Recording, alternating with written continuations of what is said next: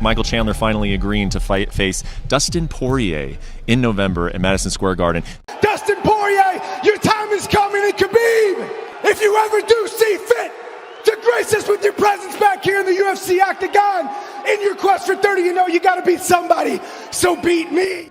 When you get two fighters who are constantly in Fight of the Year candidates and match them together, you're bound to have an all-time classic on your hands. That's exactly what's going down in Madison Square Garden on November 12th as Dustin the Diamond Poirier takes on Iron Michael Chandler. Now this will be an all-out action affair with title consequences on the line, as the winner could find themselves back in the lightweight title picture and cap off their legendary careers with a UFC belt. Dustin Poirier. The Diamond Dustin Poirier has aged like a fine wine, as he began his UFC career all the way back in 2011, but has had some of his best performances recently. With a record of 28-7, Poirier has 14 KO wins to his name and 7 submission victories, so he's truly a well-rounded martial artist, as he possesses some of the best stand-up in MMA, along with a BJJ black belt. He is currently ranked as the second best lightweight on the planet, along with the number 8 slot as the best pound-for-pound fighter in MMA. During his tenure with the UFC, he has reached a high as an interim lightweight title, which he claimed in a Fight of the Night performance against Max Holloway. And that's not his only Fight of the Night performance bonus, as Poirier is one of the most exciting fighters in the UFC, with 6 other Fight of the Night bonuses, along with the Submission of the Night and 4 Performance of the Night bonuses. He also holds the record for the most KO wins in the UFC lightweight division with 8, one of which being his famed win over superstar Conor McGregor, as Poirier became the first man to KO McGregor in his career.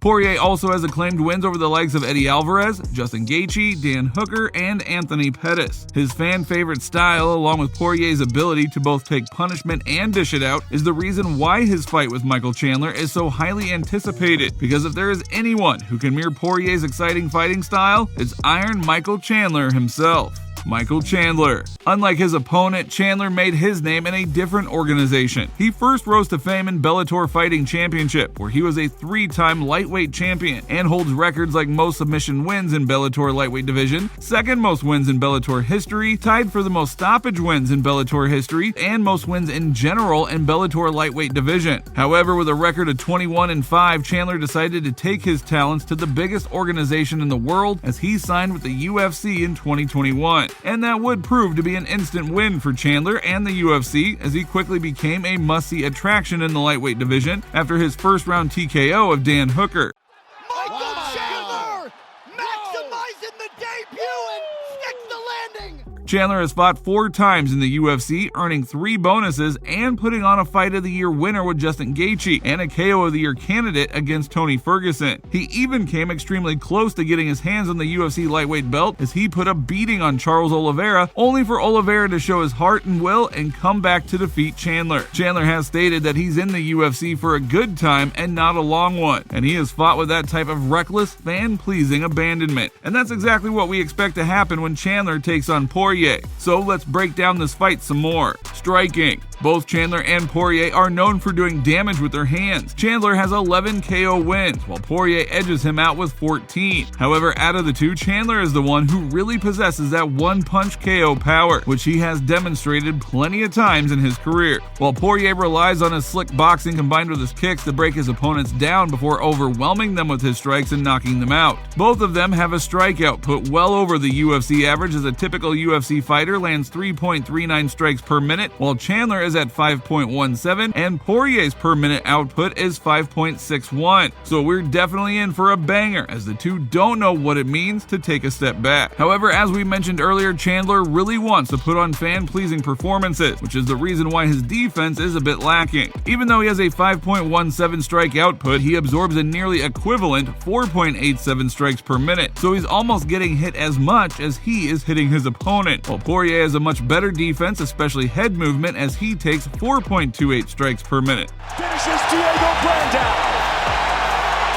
So let's take a look at a common opponent for both men in Justin Gaethje. Gaethje landed 65% of his strikes on Chandler, with the majority being headshot, while he only landed 54% of his strikes on Poirier, with almost half of them being leg kicks. So Poirier's head isn't a standing target and is more difficult to hit in comparison to Chandler, while the strike output is close. Because of the defensive advantages Poirier has over Chandler and the fact that Chandler has been rocked in several of his recent fights, we will give Poirier the edge in striking.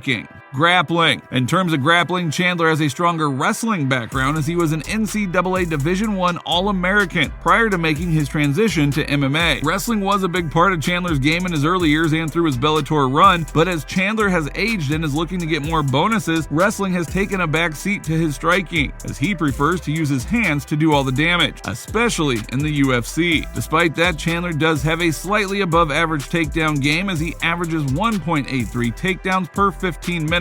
But compare that to Poirier's 1.44 takedown attempts and you get a fairly even grappling criteria. However, Chandler does have a better takedown defense than Poirier at 71%, while 26% of his offensive game is wrestling dominated, which is also higher than Poirier. Now, we don't really expect this fight to go to the ground, especially after Chandler's performance against Ferguson and Gaethje, but if it does, it'll probably be Chandler who is pursuing the takedown, so we will give him the slight edge in this department. Submission. And he finished it. Dustin Poirier, winner by submission. That was outstanding.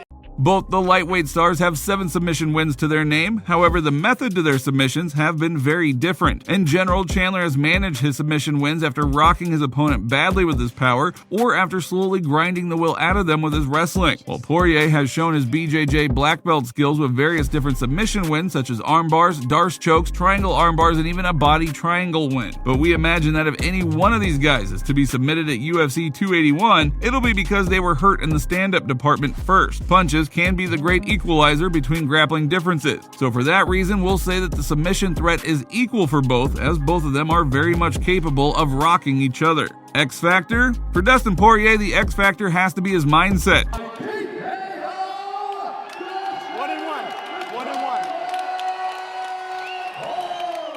After Poirier failed to win the lightweight title, he talked openly about retirement. So we have to question his motivation and mindset heading into this fight, because if he has one foot out the door, it could end up being a bad night for the Diamond. For Michael Chandler, the X factor has to be his power. He can't win a stand-up fight against someone as slick as Poirier, but what Chandler can win is a sprint, meaning if he starts off explosively and lands heavily early on Poirier, he could take the former interim champ out, especially if Chandler has abandoned his grappling. Otherwise, the smart thing would be to try and grind out Poirier for the first round and a half and stay away from taking significant damage. But that wouldn't be fan-pleasing, and Chandler is the man of the people. So expect a slugfest where Chandler must land his power early. Prediction? Well, once the momentum started to build toward this fight, the odds came out quickly, which favored Dustin Poirier, slightly making him a -180 favorite. Meanwhile, Michael Chandler is a +155 underdog, but you can see how close this fight is. If Poirier comes with the right mindset, he should be able to use his expert head movement and defense to stay out of danger, while slowly breaking Chandler down with his strikes before stopping him in the second or third round. But we could also see Chandler on a mission where he uses his athleticism and explosiveness to get inside of Poirier's defenses and land one of his patented right hands, which have KO'd several fighters, and add Poirier to that list. Well, if you enjoyed this video, then please give it a like and don't forget to subscribe to the channel. Hit the little bell beside it so that you're notified the next time we upload a new video. With that being said, you just watched us break down a potential upcoming lightweight fight between Dustin Poirier and Michael Chandler. We'll see you next time.